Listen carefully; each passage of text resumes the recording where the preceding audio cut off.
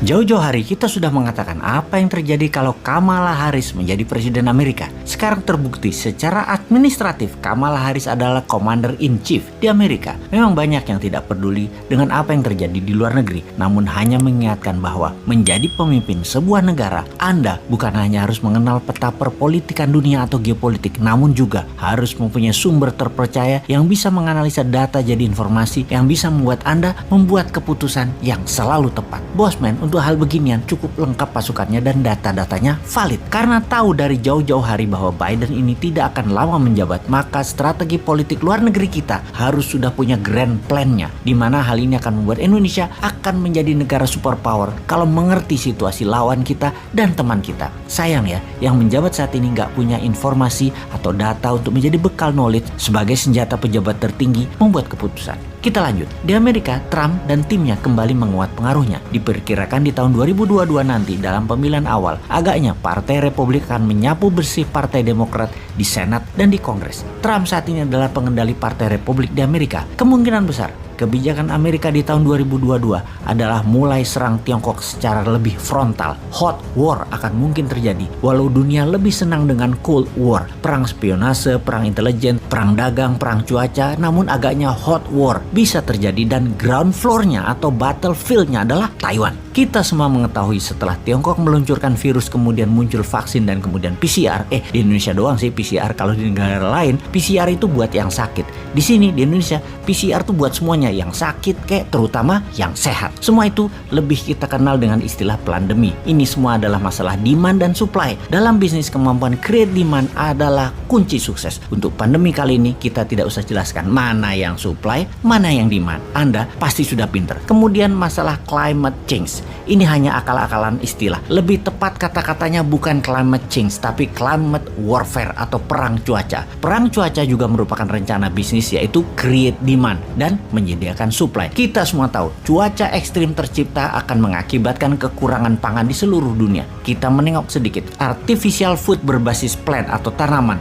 dan bioengineering food, pemilik terbesarnya adalah Bill Gates. Beyond Meat misalnya, artificial daging, Bill Gates punya saham besar di sana. Lahannya luas miliknya di berbagai belahan dunia sudah dia kuasai, termasuk bahkan temannya 1 tahun terakhir ini, Jack Ma, sering terlihat di Eropa mempelajari plant-based food ini atas perintah pemerintah Tiongkok tentunya. Sebaiknya pejabat Indonesia paham begini-beginian agar nggak kagetan atas apa yang akan terjadi ke depannya. Di sisi Tiongkok sekarang, Xi Jinping lagi pusing 7 keliling pastinya karena skandal keuangan properti Evergrande minus 700 triliun yang secara sistemik akan menghancurkan keuangan nasional Tiongkok. Harga sayuran saat ini melambung tinggi di pasar-pasar di dalam negeri dalam 3 bulan terakhir karena bahan makanan Tiongkok banyak mengandalkan impor, sementara banyak negara menutup impor untuk Tiongkok. Kebutuhan energi yang meningkat, harga BBM dinaikkan oleh Saudi dan Rusia menjadikan Tiongkok krisis energi. Hanya di kota-kota besar yang terlihat ada listrik, namun di kota-kota lain gas, BBM dan listrik